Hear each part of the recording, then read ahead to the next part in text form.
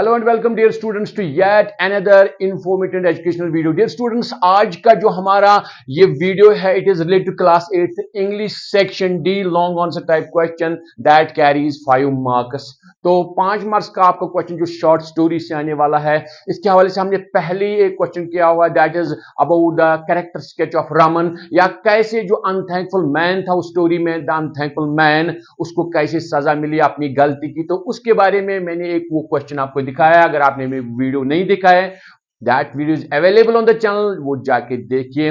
अब आज हम बात करेंगे दूसरी जो आपकी शॉर्ट स्टोरी है। शॉर्ट स्टोरी में उसका नाम है the colours of rainbow.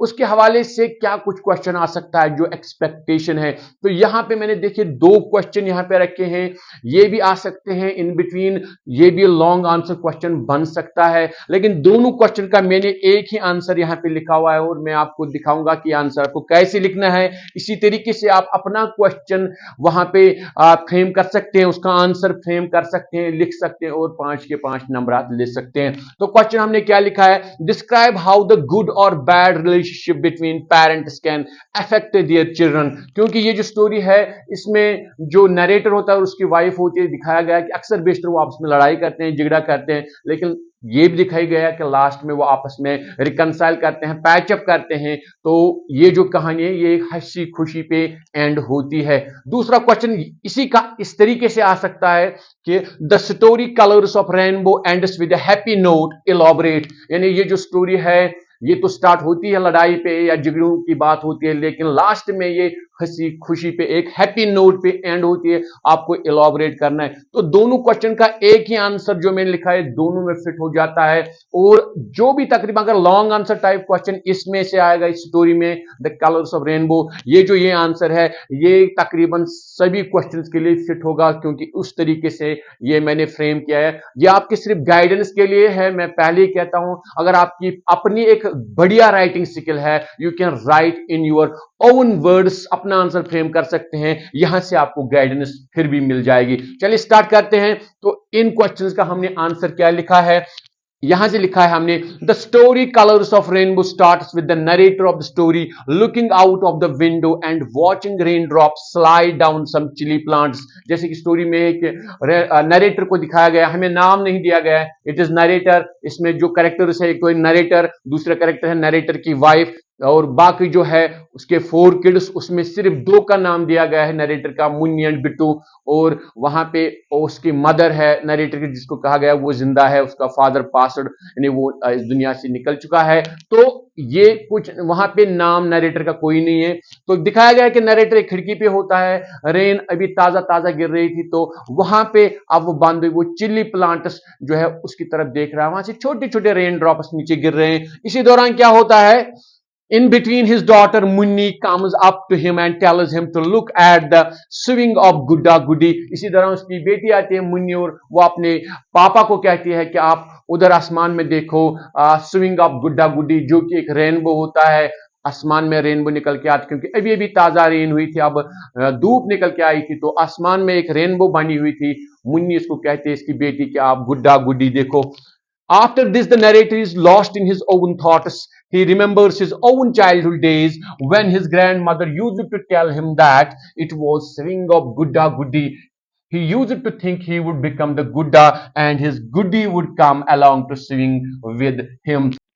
Munni जब जाती है तो इसके बाद नरेटर अपने बचपन के दिनों में खो जाता है, जब उसकी दादी उसको कहा करती कि बेटा ये एक गुड्डा गुड्डी, उसको भी कहा जाता था कि ये जो रेनबो है ये एक गुड्डा गुड्डी का स्विंग है। और नरेटर सोचता था उस टाइम बचपन में कि मैं गुड्डा बनूंगा और मेरी गुड्डी आएगी तो हम इकट्ठे इस पे स्विंग करेंगे, झूलेंगे इस पे। यानी वो अपनी वाइफ की बात कर रहा था कि मेरी लाइफ पार्टनर जब आएगी तो हंसी खुशी हम जिंदगी गुजारेंगे। लेकिन आगे क्या होता है, प्रैक्टिकली जब वो बड़ा होता है, उसकी गुड़ी आती है, तो क्या होता है यहां पे देखिए।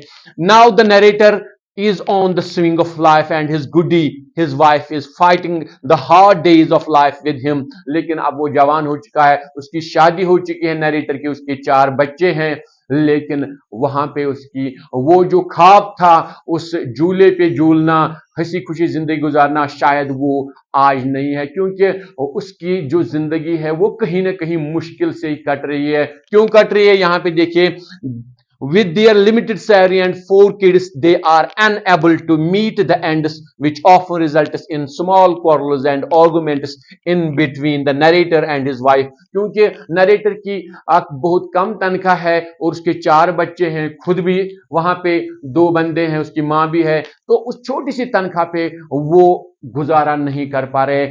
नरेटर बहुत से काम करता है घर का खर्चा चलाने के लिए, लेकिन जब वहां पे खर्चा कम होता है, सैलरी भी कम है, तो इस दौरान उसकी वाइफ के साथ, अपनी बीवी के साथ नोकझोंक होती रहती है, छोटी मोटी लड़ाइयां होती रहती हैं, उनके दरमियान तकरार होती रहती है। तो दिखाया गया है कि जो ख्वाब था नरेटर का, वो गुड्डा गुड्डी की स्विंग पे बैठ के या एक हंसी जिंदगी गुजारने का, शायद यहां पे दिखा गया है कि नरेटर का वो ख्वाब पूरा नहीं हो रहा है। तो यहां पे उनकी कम तनख्वाह, कम आमदनी की वजह से उनके दरमियान थोड़ी सी नोकझोंक होती रहती थी।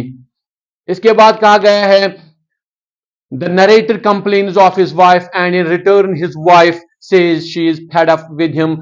अब नरेटर कहता है अपनी बीवी को कि आपने मुझे तंग करके रख दिया है, मैं जहर खाऊंगा आपके हाथ से, मैं कुछ भी नहीं खाऊंगा। वो फिर घर से चला जाता है रूठ के। अब वो सारा तो हमें नहीं लिखना है, शॉर्ट में वो अपनी बीवी की कंप्लेन करता है उससे कि आपका रवैया ठीक नहीं है, लेकिन वहां से उसकी बीवी कहती है आपने मेरी जिंदगी जहन्नुम बना दी है, मैं आपसे बिल्कुल, आई एम फेड अप, मैं उकता गई हूं आपसे, मैं ही तंग आ गई हूं। तो ऐसी नोकझोंक होती रहती है इनके दरमियान, लेकिन वजह वही है, उनकी कम आमदनी। लेकिन इसके बाद क्या होता है, these quarrels and arguments were posing A negative influence on their kids. लेकिन जब भी उन दोनों के दरमियान नोकझोंक, छोटी मोटी लड़ाई होती, तो उनके बच्चों पे जरूर असर पड़ता था। क्योंकि हमारे घरों में भी अगर ऐसी जब मां बाप के दरमियान लड़ाई होती रहती, तो उनके बच्चे जो होते हैं वो सहम से जाते हैं, वो उनकी जो थिंकिंग पावर है, उनके खेलने कूदने के दिन है, वो एंजॉय नहीं कर पाते हैं। नतीजा ये होता है कि कभी कभी ऐसे बच्चे जिन घरों में उनके मां बाप लड़ाई में मुलवस होते हैं, वो बच्चे भी कहीं ना कहीं फिर किसी किसी जुर्म के शिकार हो जाते हैं, गलत आदतों के शिकार बन जाते हैं। तो वैसा ही इस थोड़ा सा दिखाया गया है। लास्ट में क्या होता है, however in the end of the story the narrator reconciles with his wife and both are seen happy and bursting in laughter। लेकिन जो अच्छी एंडिंग दी गई है इस शॉर्ट स्टोरी को, लास्ट में क्या होता है कि नरेटर घर आता है रूट शाम को खाना वाना खाने के लिए, हालांकि उसने खाया हुआ होता है, लेकिन फिर भी उसकी बीवी जो है वो प्यार से उसको वहां पे खाना खिलाने चाहती है, वहां पे रेगरेट करती है, एक तरीके से पछतावा दोनों को अंदर से था। और जो नरेटर है वो भी बहुत ही नरम पड़ जाता है और अपने हाथ से अपनी बीवी को निवाला खिलाता है, हालांकि वहां पे वो उसकी उंगली भी चबाती है। तो दोनों हंसते हैं, खुश होते हैं। और फिर क्या होता है, seeing their parents in happy and joyful mood, their kids are delighted and enjoy every moment of the life. और जब सुबह बिट्टू देखती है कि हमारे पेरेंट जो है, हमारे माँ बाप, वो आपस में बिल्कुल हंसी खुशी से इस वक्त है, तो वो भी बहुत ही ज्यादा खुश हो जाते हैं। और मुन्नी जो है बिट्टू को कहती है, और बिट्टू जो है वो मुन्नी को कहती है कि हमारे माँ बाप जो कल लड़ाई कर रहे थे, इस वक्त वो बिल्कुल आपस में हंस रहे हैं। तो दोनों बच्चे या सब बच्चे हंसी खुशी इस मौके को सेलिब्रेट करते हैं, वो भी बहुत खुश होते हैं। सो इस तरीके का ये आंसर है।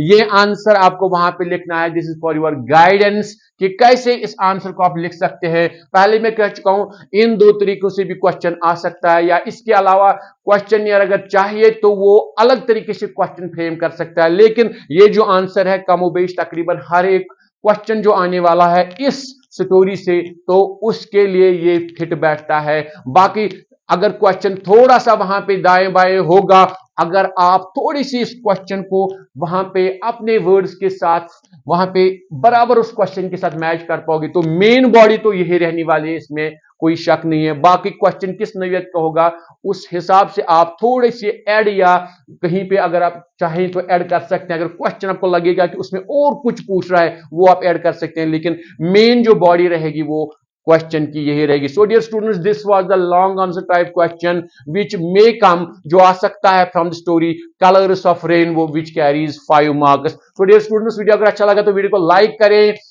कमेंट करें। अगर आपको और कुछ चाहिए तो वो नीचे जरूर कमेंट करिए। वीडियो कैसा लगा उसके मतलब भी कमेंट करें और ज्यादा से ज्यादा दोस्तों के साथ शेयर करें। बाकी अगर आपने अभी चैनल को सब्सक्राइब नहीं किया है तो चैनल को अभी सब्सक्राइब करें।